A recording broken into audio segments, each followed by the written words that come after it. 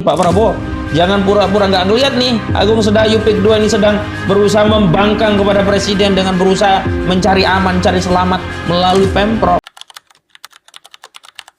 Assalamualaikum warahmatullahi wabarakatuh. Salam orasi kritis. Saudara-saudara sebangsa dan setanah air, selamat datang di Orasi Kritis, tempat di mana logika masih dipakai walaupun kadang kalah sama kekuasaan. Saudara-saudara, hari ini kita akan membahas sesuatu yang menarik. Bukan karena lucu, tapi karena terlalu absurd sampai kita bingung harus marah atau ketawa. Ada satu pernyataan keras dari Bung Ahmad Hosinuddin yang kalau didengar sekilas mungkin terasa seperti teori konspirasi.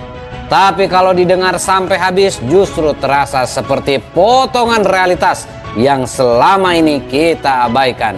Mulai dari proyek PIK 2, Agung Sedayu Group, sampai dugaan perlawanan halus terhadap negara.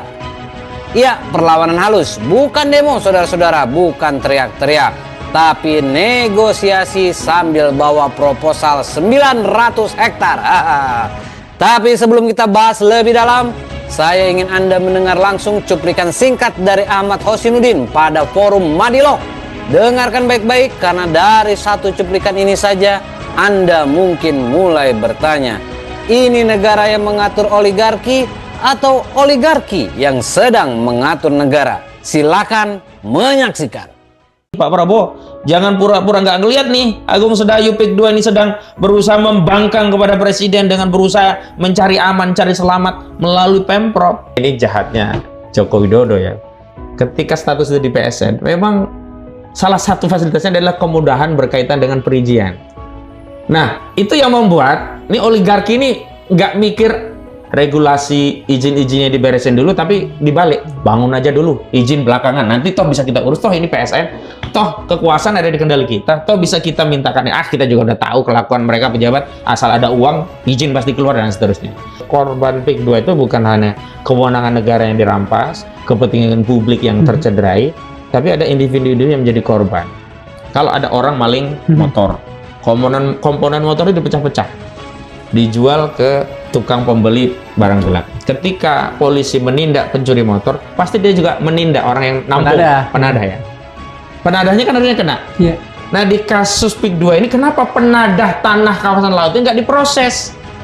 Kan sudah jelas ada 264 SHGB itu atas nama IAM dan CIS, Intan Agung Makmur dan Cahaya Inti Setosa. Ini semua anak usahanya dari Agung Sedayu Group. Lu kok bisa orang yang nyuri tanah laut, tanah negara divonis 3,5 tahun karena dia penggelapan jabatan pasal 9 Undang-Undang Tipikor. Lah yang nerima barang korupsinya Bengkak Agung. Iya, anak usaha Agung Sedayu Group. Agung Sedayu Group kok nggak diproses? Sama juga PT Agung Sedayu, sudah jelas yang dijual laut. Dia kan ngecek wilayahnya. Kok tetap dibeli? Nggak ada itikat baik itu. Itu itikat jahat dari Agung Sedayu Group yang memang mau merampas wilayah kedaulatan tanah kita. Ini yang harusnya dikejar.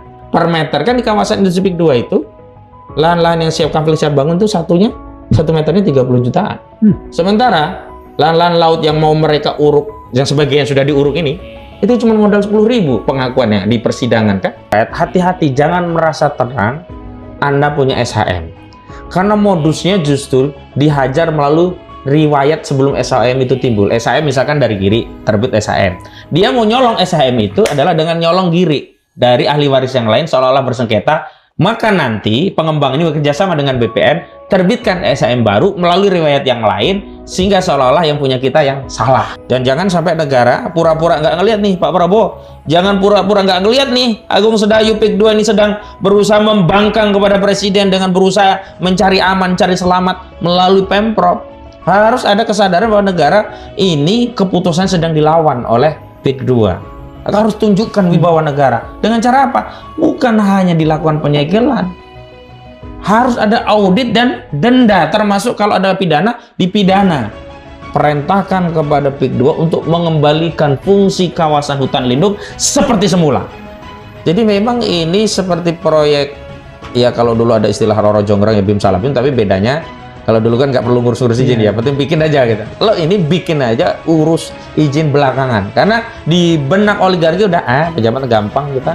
Tropical Coastline Peak 2 ini yang kita harapkan dari negara, dari Satgas PK, tidak sekedar memberikan segel di wilayah itu, tapi juga memberikan denda, menuntut secara pidana, terutama menghukum oligarki itu untuk mengembalikan fungsi lahan hutan lindung. Oke, menarik ya. Kadang kita pikir masalah di negeri ini itu rumit. Padahal bukan rumit, saudara-saudara. Cuma banyak yang sengaja dibuat tidak jelas. Dari pernyataan Bung Ahmad Hosinuddin tadi, kita bisa tarik satu benang merah. Yaitu ada sesuatu yang tidak beres. Mulai dari proyek PIK 2, peran Agung Sedayu Group, sampai munculnya nama-nama seperti Nono Sampono ya sebagai perwakilan dari Agung Sedayu Group, dan bahkan menyentuh institusi seperti BPN ya. Lengkap. Ini bukan sekedar proyek properti, ini sudah kayak cinematic universe. Bedanya ini bukan Marvel, saudara-saudara, ini realitas. Sekarang pertanyaannya sederhana, apa yang sebenarnya sedang terjadi? Dan yang lebih penting lagi, kenapa pola seperti ini terus berulang di negeri ini? Di bagian berikutnya kita akan bongkar pelan-pelan, bukan dengan emosi, tapi dengan logika. Saudara-saudara, kalau kita bedah pelan-pelan, kasus PIK 2 ini sebenarnya bukan soal satu proyek. Ini soal pola. Pola yang kalau jujur saja kita semua sudah hafal, saudara-saudara. Polanya begini. Izin belakangan, bangun duluan. Kalau di kehidupan biasa itu namanya nekat. Kalau di level oligarki itu namanya strategi. Kita dengar sendiri tadi bagaimana proyek ini dulu mendapat status karpet merah dari kebijakan negara. Status proyek PSN, proyek strategis nasional. Yang harusnya ya, ini yang harusnya untuk kepentingan rakyat. Tapi entah kenapa saudara-saudara sering terasa seperti fast track ya, jalur cepat untuk kepentingan tertentu. Dan ketika status itu dicabut, ketika negara mulai menyegel, ketika publik mulai ribut, yang terjadi bukan berhenti, yang terjadi adaptasi. Muncul pertemuan, muncul negosiasi, muncul pendekatan ke pemerintah daerah. Kalau istilah kerennya mencari solusi. Kalau istilah jujurnya cari jalan lain. Nama seperti Nono Sampono muncul ya sebagai perwakilan dari Agung Sedayu Group. Bertemu dengan pihak Pemprov Banten. Membicarakan ratusan hektar lahan. Padahal sebagian kawasan itu sudah disegel negara. Ini menarik saudara-saudara. Karena kalau rakyat biasa bangun warung di tanah sengketa, belum tentu sempat buka, sudah dibongkar Satpol PP. Tapi kalau skala ratusan hektar, kita pakai istilah yang lebih halus, koordinasi. Oke. Sekarang kita masuk ke bagian yang paling sensitif, yaitu hukum. Ada pihak-pihak kecil yang diproses, dihukum, dipenjara. Tapi pertanyaannya saudara, rantainya berhenti di mana? Kalau ada yang mengambil, harusnya ada yang menerima. Logika sederhana, bahkan anak kecil juga paham. Tapi di sini yang disorot hanya pelaku lapangan, sementara entitas besar seolah berada di zona abu-abu yang aman. Abu-abu tapi aman. Bukan kebal hukum, hanya saja belum tersentuh. Dan di tengah semua ini muncul cerita ya, seperti di kasus PIK 2 ini, Charlie Chandra. Ya, punya sertifikat puluhan tahun, bayar pajak, punya riwayat hukum, tapi tetap bisa diposisikan sebagai pihak yang bersalah. Ini yang berbahaya saudara-saudara. Karena kalau kepastian hukum bisa berubah tergantung narasi, maka yang kita miliki bukan hukum, tapi interpretasi.